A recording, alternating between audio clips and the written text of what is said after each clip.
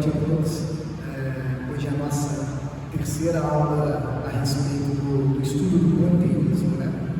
Nós estamos aqui tentando observar o movimento panteísta como um desses movimentos ideológicos que, de algum modo, formalizam um ataque àquilo que nós compreendemos como verdade, né? Que é a verdade revelada pelo nosso Senhor Jesus Cristo. Em geral, é a nossa 22ª aula.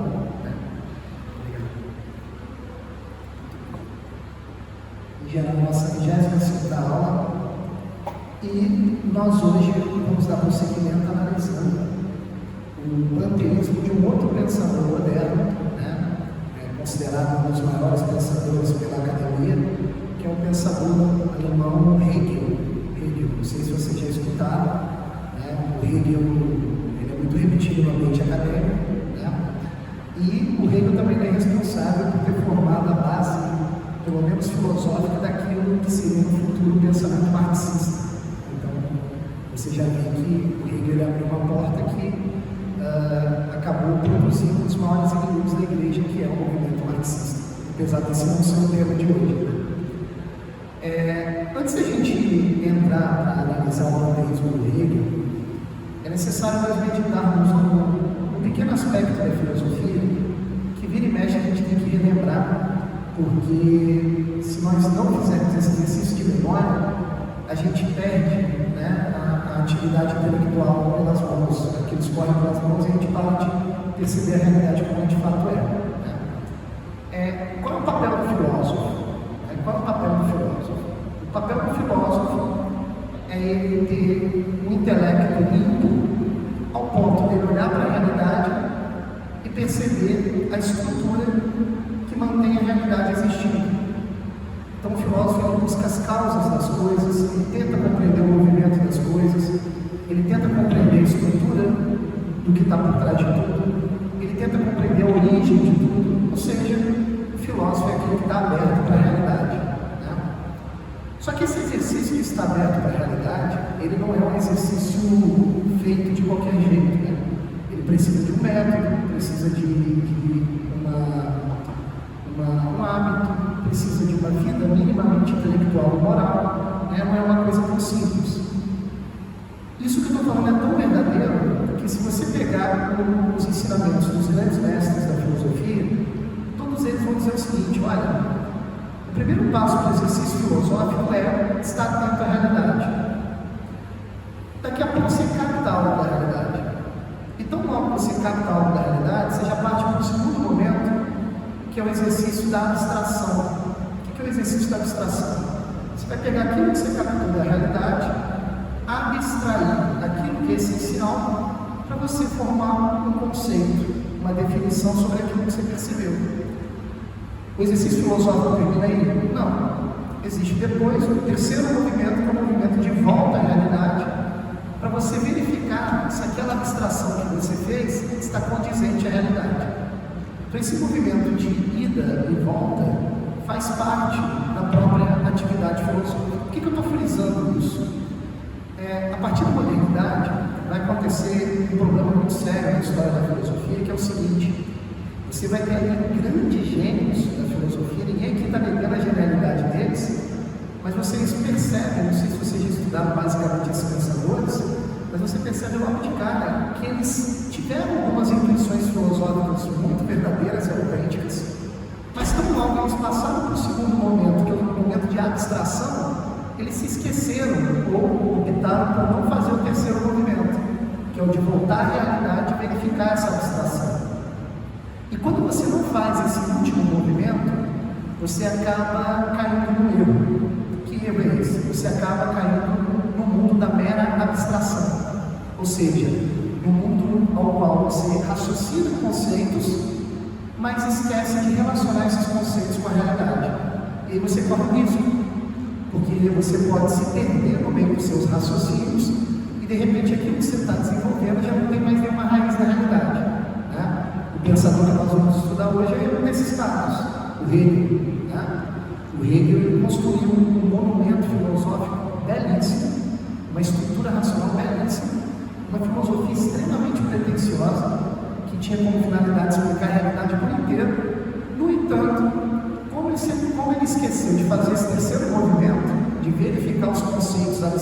dele mesmo. Na realidade, ele acabou desobedecendo alguns princípios da filosofia, ou seja, algumas percepções da realidade que a gente não pode jogar fora.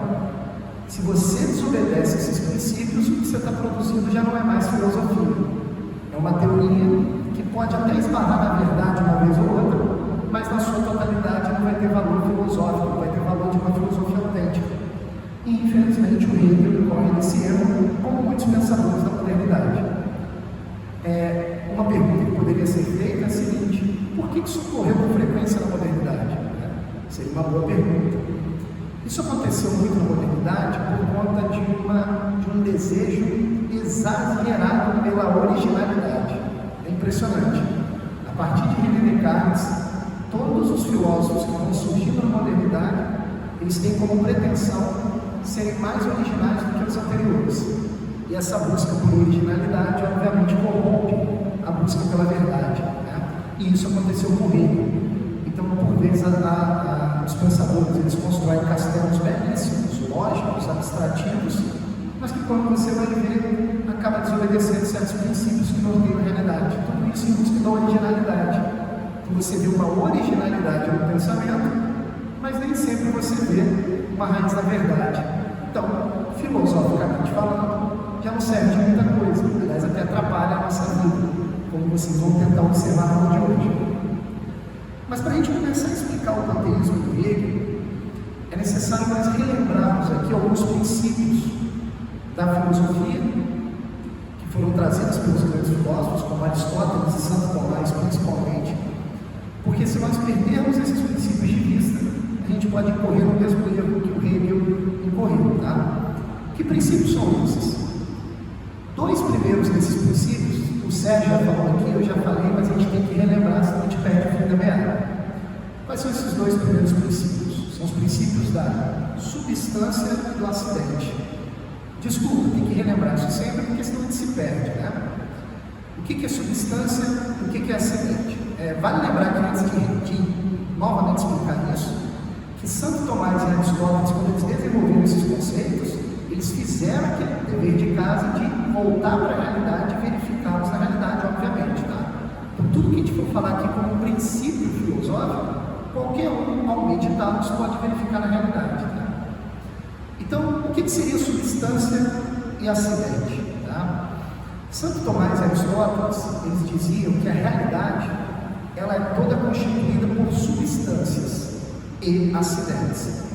As substâncias são as coisas que subsistem em si mesmas, né? Por exemplo, eu, Roberto Varela, eu sou uma substância, né? Ninguém aqui me confunde com outra coisa, não é isso? O sol é uma substância, a árvore é uma substância, o cachorro que passou ali agora na rua é uma substância. São coisas que subsistem nelas mesmas, não é isso?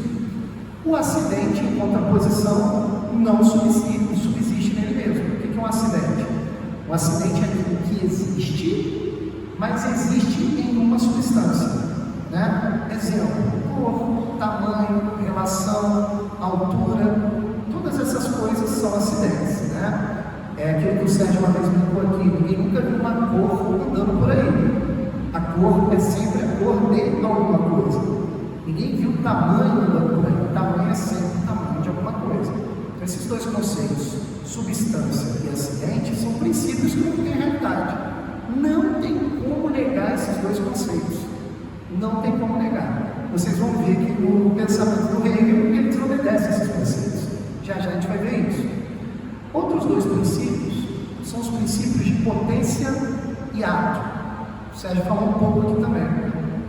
O que é potência e o que é ato? Potência e ato são os conceitos que nos mostram o movimento que ocorre para que uma substância venha à existência, né? Então, por exemplo, eu, Roberto Varela, eu existo em ato, mas nem sempre eu existi. Antes de eu existir em ato, eu existia em potência, em possibilidade. Então, quando meu pai e minha mãe tiveram, o contato amoroso, a partir dali, Roberto Varela passa a existir em potência e vai atualizando a sua existência aos poucos. Percebe? Tudo que existe na realidade como substância existe a partir desse movimento, da potência ao ato. Não existe nenhuma exceção na realidade. Tudo vem a existir, tudo no plano material, obviamente. Tudo vem a existir dentro desse movimento da potência átomo. Até coisas banais, né? Sei lá, por exemplo, essa garrafa d'água. Isso. A pessoa que costurou essa garrafa d'água, ela viu o vidro e percebeu que no vidro tem a potência de surgir uma garrafa. Então ele passa a manipular o vidro até a garrafa existir em átomo. Então, esses conceitos de potência e átomo também são normas, são estruturas da realidade. Não tem como negar esses conceitos. Tudo que existe, existe a partir desse movimento da potência átomo. Está claro, né? Outro conceito importantíssimo, todos esses conceitos que eu estou frisando, vocês vão ver que o Hegel vai desobedecer. Né? É impressionante como as pessoas não perceberam isso na época. Um outro conceito importantíssimo para relembrarmos aqui é o conceito de causalidade. Para ser mais exato, a causalidade eficiente. Por favor, prestem atenção, isso aqui é importante. Né? Voltemos ao exemplo da garrafa. Tá? Você tem um vidro e você tem a garrafa em potência. Aí vem uma pessoa, manipula o vidro até a garrafa passar a existir em átomo, certo? Percebam que da potência ao átomo, a garrafa não viria à existência se não fosse um ser humano já em átomo, que manipulasse o vidro e produzisse a garrafa. Esse ser humano, ele simboliza o que nessa relação? Ele simboliza a causalidade eficiente. Então, o que é causalidade eficiente? Olha só que interessante. Causalidade eficiente é uma substância que já está em átomo que interfere no movimento para que outra substância venha a existir em átomo também. Vou dar um exemplo bem mais evidente, tá? Eu, Roberto Varela, eu existo em átomo. Só que para eu existir, eu precisei de dois agentes. Quem são os dois agentes? Meu pai e minha mãe. Quem são meu pai e minha mãe? São as causas eficientes para que eu pudesse ter existência. Percebe? Então a causa eficiente é uma causa externa que influencia no movimento para que uma outra substância venha a existir em átomo. Né? Nenhuma coisa que existe na realidade foge dessa regra. Tudo que existe é de alguma forma produto de uma causa eficiente. Percebe o que eu estou dizendo? E tem um detalhe: essa causa eficiente sempre tem que existir em átomo. Percebe? Para eu existir, meu pai e minha mãe já existiam em átomo. Para o meu pai e minha mãe existirem, meus avós tinham que existir em átomo. E assim por diante. Percebe a questão? Claro? Por exemplo, uma semente que vai brotar. Né? Você olha para a semente, você vê uma árvore em potencial. Depois que a árvore existe, a árvore é átomo. Só que para esse movimento da semente, a árvore acontecer, foram necessárias outras substâncias que já existiam em átomo por causa eficiente, como o sol, a água, os nutrientes. Percebe a questão? Então é impossível uma coisa material existir por ela mesma. Ela sempre precisa de uma outra coisa que já existe para poder existir. Percebe? Isso significa dizer que as substâncias materiais, elas são contingentes. Por quê? Elas precisam sempre de outra substância material para poder vir à existência. Né? E obviamente, se nós recorrermos a uma linha causal, levando em conta a causalidade eficiente, a gente chega à conclusão que Deus existe. Né? Nós já fizemos esse exercício aqui várias vezes, a gente vai relembrar só de maneira rápida. Então, por exemplo, eu vim dos meus pais dos meus avós dos meus avós, e assim por diante. Se eu ficar buscando a causa, uma hora eu vou ter que chegar ao início.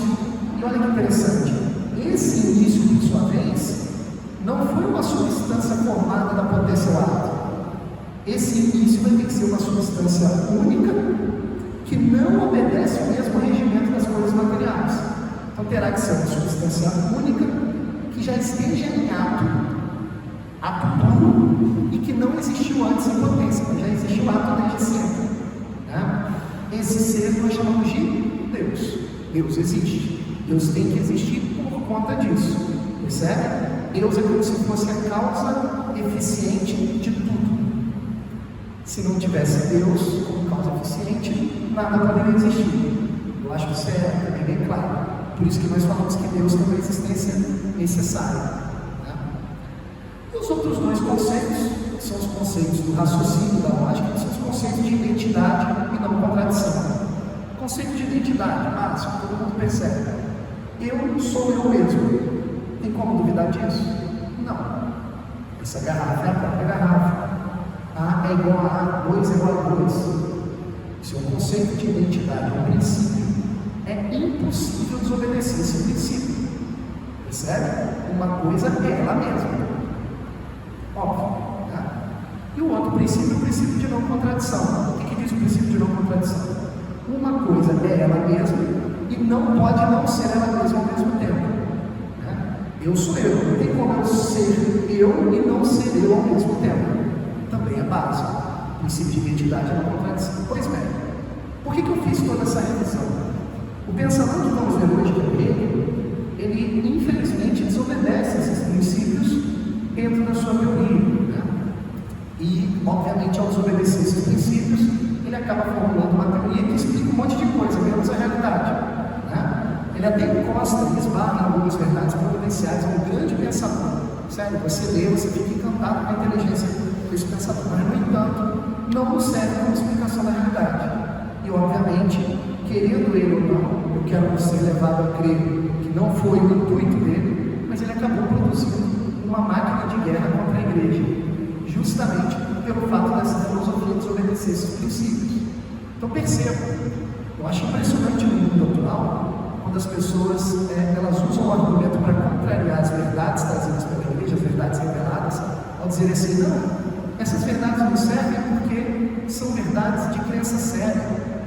Eu sou mais a razão. A razão ela é oposição à fé. Olha, isso é uma visão totalmente errônea, porque tudo que está na doutrina revelada, que tem como objetivo explicar a realidade, em nenhum momento desobedece esses princípios. Princípios esses que são percebidos pela inteligência de qualquer ser humano. Então você veja, toda a verdade revelada pela doutrina, você pode considerar tudo, menos uma coisa, que vai contra a razão. Isso aí não vai contra nunca, porque não desobedece esses princípios. Percebe? Então nós vivemos uma época muito engraçada, curiosa inclusive, onde a academia, que é a instituição racional por excelência, ou deveria ser, produz certas teorias que desobedecem os próprios princípios racionais.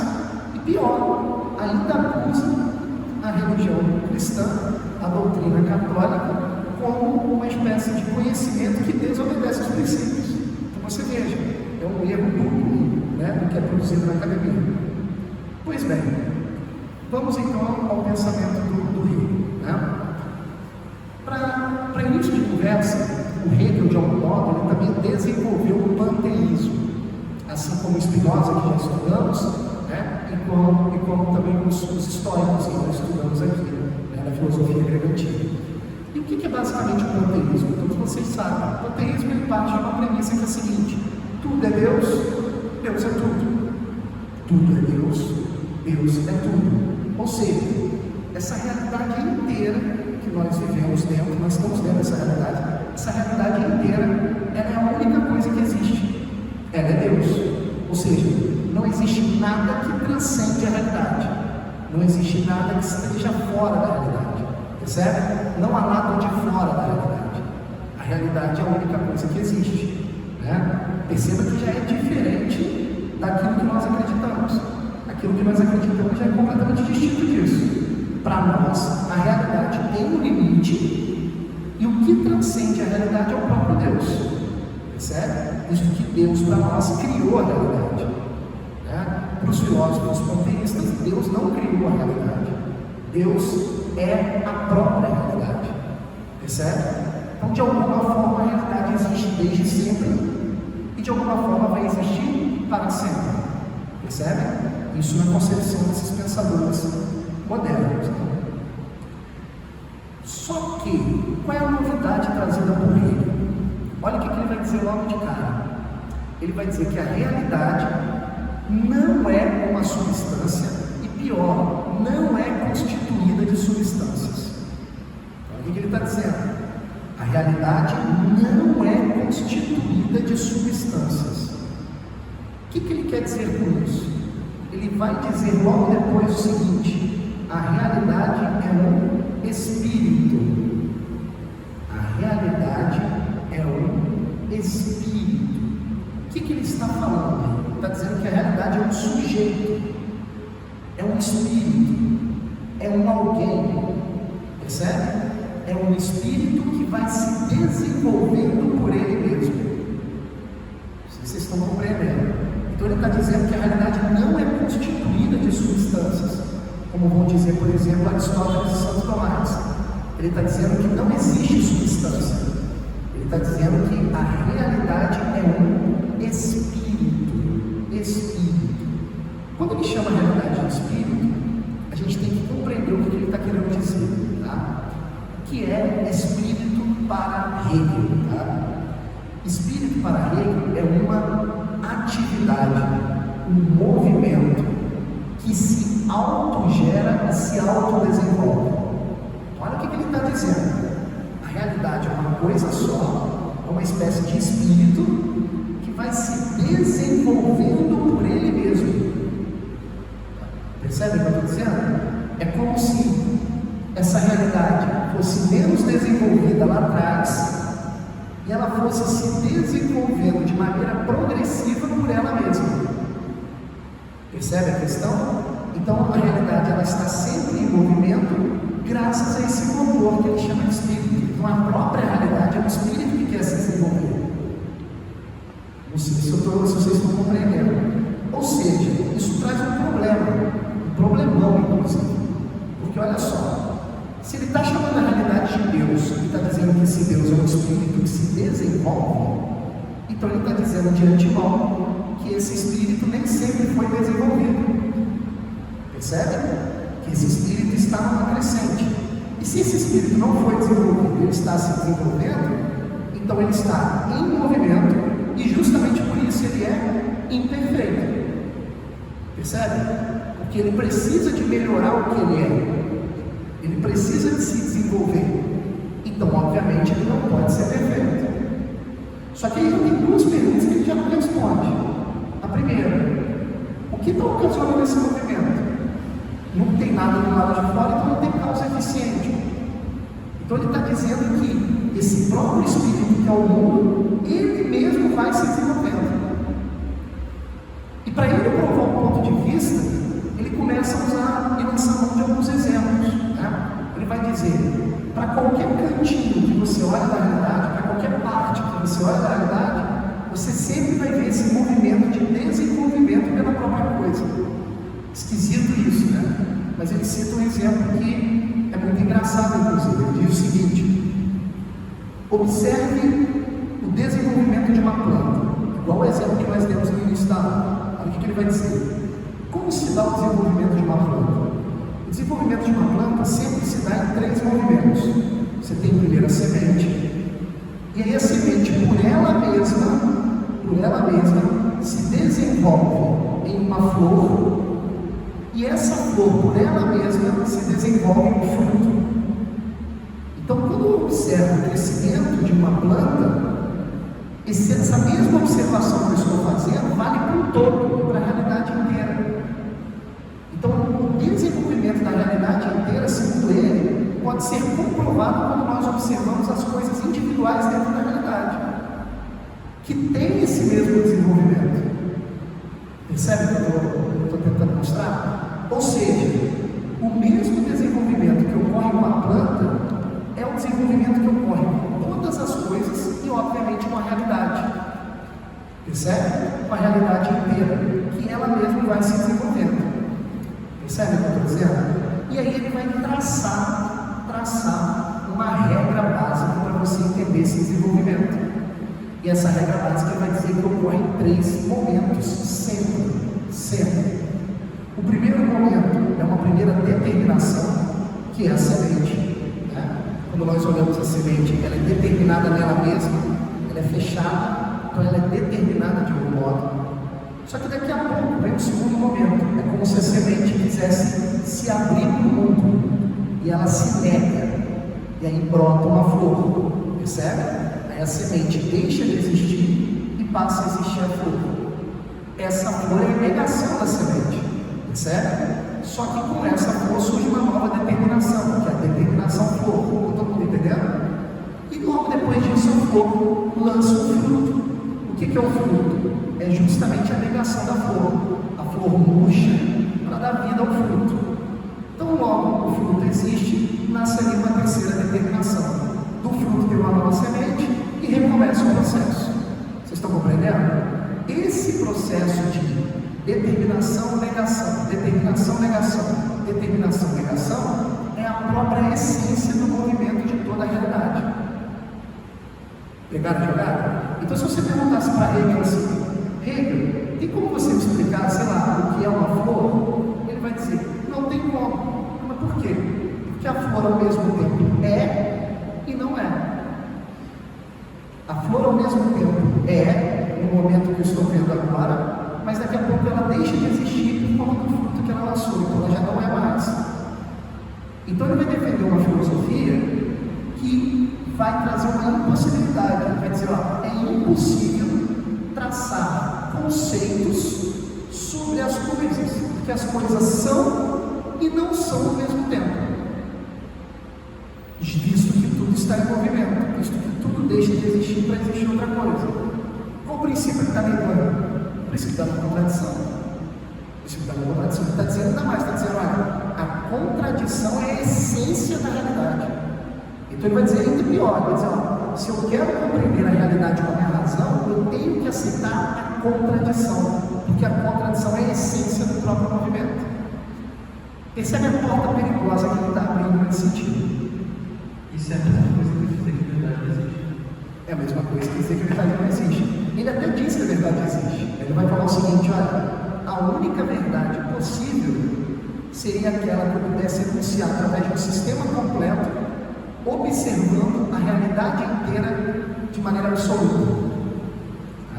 Então o que ele está dizendo? Ele está dizendo o seguinte, visto que a realidade está se transformando a todo momento e nada permanece o mesmo, eu teria que ter a minha consciência de conseguir captar o fim desse movimento, como se eu tivesse uma visão geral de tudo, uma visão absoluta de tudo. E o pior não é isso, o pior que diz que isso é possível. Isso é possível. Então preste atenção, isso aqui é complicado de explicar, mas é importante para a gente não cair nas malhas de outras ideologias que surgiram daqui. Né? Olha que interessante. Para o Hegel, esse movimento ele é autocriativo. Ele mesmo vai se desenvolvendo por ele mesmo e as coisas vão deixando de existir para poder existir em outros. Né? E aí ele vai dizer o seguinte, que toda realidade, portanto, participa desses três momentos que eu sinalizei para vocês. Né? Primeira determinação, negação. Segunda determinação, negação. Terceira determinação, negação. E nós voltamos ao movimento. Quando eu cito esses três pontos desse movimento, a impressão que nós temos é que, para ele, as coisas vão se transformando num ciclo vicioso. Né? Repetindo, da semente à flor, da flor ao fruto, do fruto à semente, reinicia o processo. Só que, segundo ele, isso não é um ciclo vicioso. Apesar de aparentar um ciclo, quando nós olhamos de lado esse mesmo ciclo, na verdade é uma espiral. Então, quando nós retornamos ao início, nós retornamos numa camada superior, como se estivéssemos nos desenvolvendo no progresso. Percebe o que eu estou dizendo? Então, Deus, que é a realidade inteira, que é esse Espírito, ele fica ele mesmo se desenvolvendo para se conhecer cada vez melhor. E nós que estamos dentro de Deus, nós participamos desse movimento. Um movimento de aperfeiçoamento, que vai desembocar no final que nós não sabemos. Percebe o que eu estou dizendo? E aí o que o Hegel vai dizer, inclusive de Deus? Ele vai dizer o seguinte, tem como imaginar como Deus age? Porque segundo Hegel, a filosofia dele é a única filosofia que tem valor. Porque a filosofia dele consegue abarcar todo o movimento de forma absoluta, até o final dos tempos. Ele mesmo diz isso. Ele mesmo diz isso. Então como é que ele imagina Deus? Olha que coisa fantástica. Ele diz o seguinte, primeiro, Deus existe em Ele mesmo. Deus existe em Ele mesmo. Só que como Deus ainda não se conhece, Deus então se lança para fora, criando a natureza, criando e construindo a realidade. E ao construir a realidade, essa realidade não é outra coisa, é Ele próprio se pensando, se contradizendo. É muito difícil explicar isso. Então Deus vai se desdobrando na realidade, fazendo com que a realidade venha à existência. Percebe? Então Deus existe Ele mesmo no primeiro momento, depois Deus se nega, Ele vai para o segundo momento, construindo a natureza, se desenvolvendo na natureza, se desenrolando na natureza. Depois, Ele nega essa natureza e no movimento final Ele chega ao terceiro momento. Qual é o terceiro momento? Onde Deus se reconhece pela própria natureza que Ele se desenvolveu. Então, ao ver a natureza que é Ele próprio, Ele começa a meditar sobre Ele mesmo e tem a percepção absoluta do que Ele é. Então Ele está dizendo que Deus teve que se desenvolver, tem que se desenvolver até o final dos tempos para se reconhecer como um ser perfeito.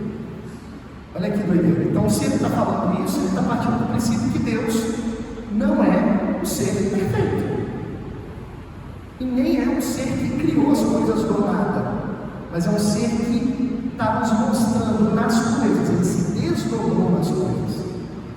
E onde é que nós, seres humanos, estamos encaixados nessa teoria? Nós, seres humanos, seres dotados de consciência, nós contribuímos com esse Deus na medida que nós vamos captando também esse movimento. Percebe a questão? Então, eu penso eu mesmo, depois eu penso a realidade fora de mim, para depois repensar a minha própria existência. Ou seja, fazendo esse exercício, estou contribuindo com Deus no seu desenrolar. Consequências disso, tiradas pelo próprio Hegel. Ao observar o mundo dos homens, Hegel vai dizer que a melhor instância racional que existe é o Estado, que organiza a sociedade. Por quê? No Estado, você tem a confluência de várias consciências individuais humanas buscando o bem comum, como se estivessem reproduzindo esse movimento de Deus. Só que tem um problema. Quando ele aponta para o Estado, para essa construção social humana como algo mais perfeito que pode existir na organização social, que é o próprio Estado, ele de alguma maneira está fazendo o quê? Ele está divinizando o Estado. Percebe o que ele está dizendo? Se ele está dizendo que a minha consciência tem que juntar com a consciência de vocês para buscar um bem comum e formalizar isso em lei através do Estado, então nós estamos imitando Deus, que nada mais é um ser que vai se repensando, se desdobrando na realidade e se desenvolvendo. É como se cada consciência humana fosse um pedacinho desse Deus gigantesco que vai se desdobrando na realidade. Percebe a questão? Então, onde é que está a felicidade humana? A felicidade humana está em forçar a própria consciência para se desdobrar na realidade, perceber o funcionamento da realidade e ter a mesma percepção de Deus de tudo que existe. É como se fosse possível um homem se iluminar e chegar a se divinizar. Olha que maluquice isso. Chegar a se divinizar pela percepção total da realidade. Percebe? Isso parece muita loucura, e é realmente muita loucura, mas isso dá base para várias teses gnósticas, que vão dizer que o objetivo do ser humano é, de alguma forma, compreender essa realidade de forma absoluta, como se isso fosse possível. Então o que o Hegel fez foi, ele aproximou o homem de Deus, mas ele aproximou o homem de Deus diminuindo Deus, percebe? Diminuindo a divindade, limitando Deus a essa realidade que vai se modificando e se transformando. Para terminar, percebam que na filosofia tradicional isso seria impossível, porque Deus não pode ser movimento. Deus é um ato puro, perfeito em si mesmo, logo sem movimento. Percebe? Então ele nega aí todos aqueles princípios que nós estamos ilustrando. Foi mais ou menos claro? É difícil estudar, explicar Hegel, mas é uma complicação necessária. Eu percebi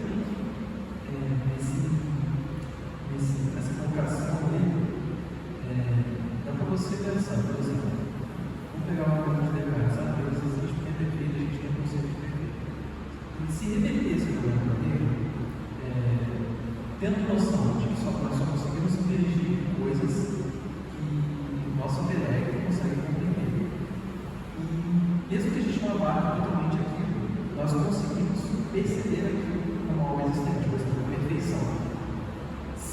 a perfeição existir, mesmo que de forma conceitual, no caso da ideia determinada, não teria como, dentro dessa exposição de evolução, essa teoria gnóstica, nós temos sequer pensar que existe a perfeição. Está correto isso? Então, olha só, o problema do Hegel é que ele subverteu todos esses conceitos. O Hegel vai dizer o que é a perfeição. A perfeição é justamente esse espírito absoluto que movimenta tudo. Por que esse conceito de perfeição do Hegel não serve para nós? Porque nós estamos com os pés fincados nos princípios. Tipo assim, o Hegel não vem me enganar. Um ser perfeito não pode se movimentar e se transformar. Se o ser se transforma, ele vai ser melhor do que ele já era, ou pior do que ele já era. Segundo a sua natureza, ele é melhor do que ele já era. Então ele nunca foi perfeito. Percebe? Então ele vence aqui no princípio. Se as pessoas não estiverem atentas, não conseguem captar isso. Então o Hegel ele teve que subverter vários conceitos para ele produzir essa filosofia. Percebe? Ele inclusive abarcou a contradição. Ele negou a identidade. Ele está dizendo, olha, não existe a flor. A flor existe e não existe ao mesmo tempo, porque ela está nesse defeito, nessa transformação. Então o que ele está confundindo, me parece? Ele está confundindo duas coisas. Ele acha que a única abstração possível é a compreensão total de todos os movimentos ao mesmo tempo. Ele não compreendeu que a abstração é necessária para a nossa inteligência, para que possamos trabalhar com conceitos um pouco mais estáticos que mostram a estrutura que está por trás desse movimento. O que eu quero dizer com isso? Para a filosofia tradicional, esse movimento existe. Tudo bem, ele existe. Mas existe também uma estrutura por trás desse movimento que é fixa. E se não tivesse essa estrutura, o conhecimento seria impossível. O Hegel disse que essa estrutura não existe. Para Hegel, tudo é movimento. Então, uma verdade que eu acredito hoje pode ser outra amanhã. E ele, no auge da sua pretensão, ele disse: a minha filosofia é o ponto final, porque ela consegue abarcar todos os movimentos que ocorrem na realidade, de forma absoluta. É como se ele tivesse um contato direto com esse Deus que é a realidade inteira. Percebe? E é interessante que o Marx vai usar isso. Só que o Marx vai inverter. Ele vai dizer: não, o Hegel só tem um probleminha. Ele diz que a realidade é espírito, não, a realidade é matéria. E aí ele vai dizer o seguinte: é verdade, a história das sociedades é uma história progressiva, né, em uma espiral, e tem realmente o final da história. Só que o final da história não é o espírito absoluto compreendido pelo homem. O final da história é o comunismo. Você vai ter igualdade material em todos os homens. Então Marx ele se apropria da ideia do Hegel, mas ele materializa a ideia do Hegel. Percebe a questão? Para vocês verem a porta que o Hegel abriu, que é uma porta extremamente perigosa nesse sentido. Tá claro?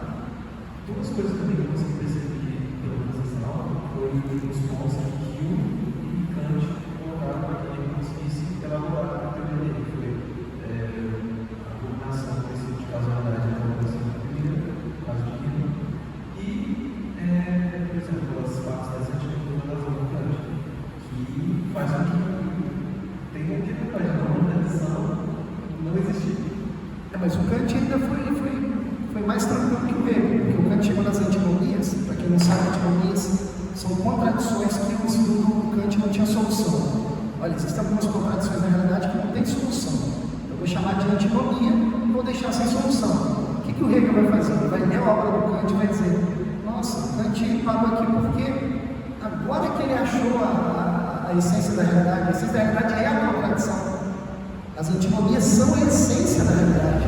Justamente essa contradição de uma coisa existir e não existir ao mesmo tempo, que é o fundamento da realidade. Então o que o Hegel está fazendo? Ele está subvertendo tudo aquilo que a gente tem de como princípio. E está abraçando a contradição, dizendo que a contradição é a própria essência de tudo que existe. Ok?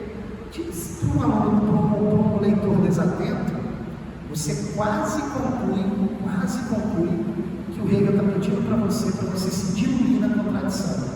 Entende? Para você diluir sua inteligência na contradição e aceitar a contradição, quase impossibilitando o conhecimento e a salvação pela inteligência. Não sei se vocês conseguem perceber isso. Uma pergunta agora que vem de uma conversa que eu tive